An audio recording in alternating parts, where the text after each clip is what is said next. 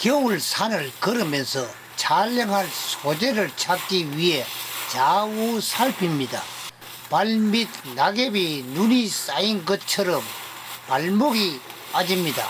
길 주변을 자세히 찾아보면 큰 꽃, 의아리 시방, 개요등 열매 등등 여러 야생화 흔적이 겨울 나기를 합니다.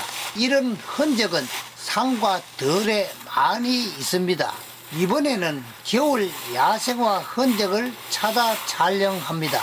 11월 거의 중순까지 강한 생명력으로 우리 주변에 자라는 감국입니다. 이에 못지않게 11월 말까지 산지에 많이 보이는 상국입니다.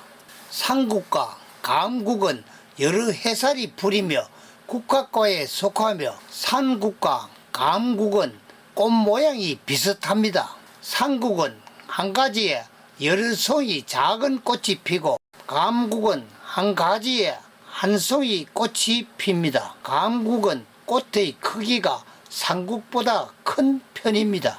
산국과 감국 모양입니다.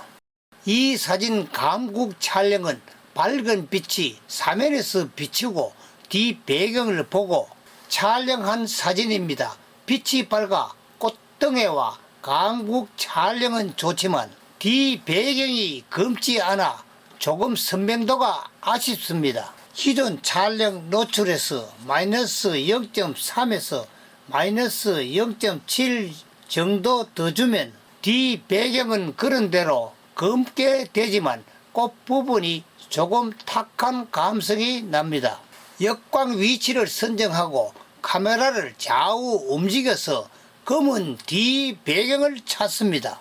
아니면 카메라를 상하로 움직여 반드시 역광과 검은 뒤 배경을 찾아야 합니다.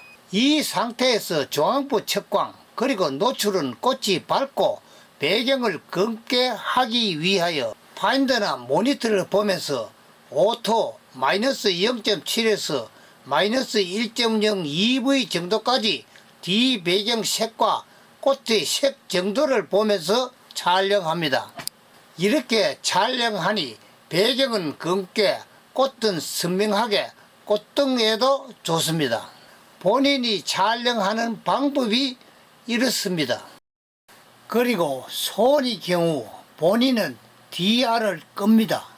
DR 기능은 사진의 밝고 어두운 대비가 명확한 것을 밝고 어두운 계절을 살리는 기능입니다. 이 촬영 경우는 HDR 밝고 어두움 계절을 부드럽게 하는 경우가 아니고 밝고 어두움을 강하게 하여야 합니다. 올림푸스, 파나소닉 같은 경우는 섀도우를 마이너스 값으로 내리면 밝은 부분은 그대로이고 어두운 부분은 검게 되니 좋은 기능이 있습니다. 이렇게 뒤 배경 검은 부분을 택해 플러스 마이너스 촬영하여 보면 노출 변화가 백풍등 열매와 뒤 배경 검은 정도가 확연히 달라집니다. 여러 장 촬영한 것 중에 본인이 마음에 드는 것은 마이너스 0.3 EV나 마이너스 0.7 EV가 마음에 듭니다. 이 이유는 촬영하다 보면 뒤 배경이 완전 검은 것보다 배경이 은은하게 약간 보이는 것이 뒤 배경 효과가 나오는 것 같습니다. 이런 방법으로 옆의 감국도 촬영합니다. 물론 노출은 오토 마이너스 0.7 EV 정도 촬영하였으며 이 경우도 반사판이나 플래시를 사용 안 했습니다. 산국은 산길을 따라가면 길가 늦은 11월 달이지만 강인한 생명력을 자랑하며 군데군데 피어 있습니다. 보통 곤충을 촬영하려면 곤충을 보는 순간 카메라 설치는 어렵습니다. 본인은 카메라와 삼각대를 설치하고 기다렸다가 촬영하였습니다.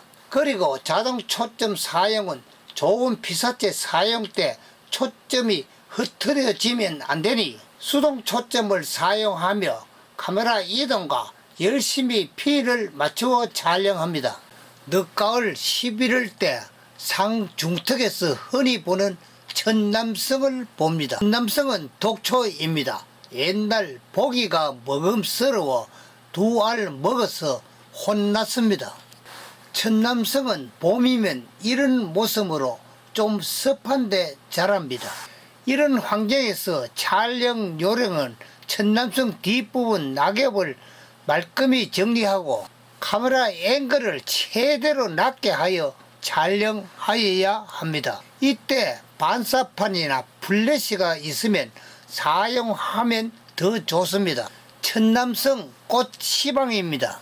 옆에 있는 작살나무를 봅니다. 보석보다 아름다운 것 같습니다. 중심부 측광으로 피는 전체를 보면서 조리개 F8이나 F11 정도 촬영합니다. 큰 꽃 어아리 시방입니다. 12월 초이면 이런 모양으로 시방이 보입니다. 뒤 검은 배경을 보면서 카메라를 이동하여 뒤 흐린 나무로 감성을 더 줍니다. 뒤 배경을 조금 더 표현하기 위해 조리개를 조금 더 조입니다. 노출도 오토 -3에서 -0.7로 주어서 주위 환경이 선명하게 나오게 하며 뒤 배경 각부 흐림을 줍니다. 큰 꽃 어아리꽃 봄에 피는 모습입니다. 환경이 파괴되어 요즘 보기 좀 힘듭니다. 개요등은 꼭두 서릿과 여러 해살이 풀이며 7, 8월 달이면 꽃이 피며 근처 오를 물체가 있으면 감고 올라가는 덩굴성입니다. 가을 9, 10월이면 콩알 모양의 열매를 달고 야생 동물의 먹이가 됩니다. 개요등 뒤 흰 배경을 기준으로 반사판 없이 촬영한 사진입니다. 뒤 배경이 검은 것도 좋지만 흰 배경도 좋은 감성을 줍니다. 좀 더 밝게 하고 싶어 노출 플러스 마이너스 제로를 주었습니다. 다시 반사판을 사용하여 노출 오토 마이너스 0.3을 준 상태에서 개요등 열매가 광이 나면서 생기가 나도록 촬영하여 봅니다. 뒤 배경을 조금 더 검게 만들기 위해 노출 오토 마이너스 0.3에서 마이너스 0.7 EV로 약간 노출을 감소시키며 그리고 반사판 빛을 주어 뒤 배경이 더 검게 하며 그리고 개요등은 더 밝게 하여 촬영하여 봅니다.